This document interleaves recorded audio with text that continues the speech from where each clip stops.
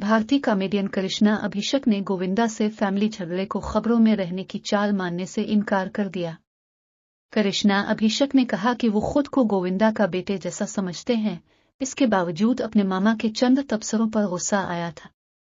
एक इंटरव्यू का हवाला देते हुए रिपोर्ट किया कि करिश्मा ने कहा है कि इस वक्त बातचीत न होने के बावजूद मैं और गोविंदा हमेशा एक खानदान रहेंगे। करिश्मा अभिषेक, जिनके अपने मामा गोविंदा से तल्ख ताल्लुकात हैं, ने उम्मीद जाहिर की कि वो जल्द ही मामलात को हल करने में कामयाब हो जाएंगे। भारतीय कॉमेडियन ने इन इल्जामात की तरदीद की कि गोविंदा और उनकी फैमिली लड़ाई सिर्फ खबरों में रहने की एक चाल है।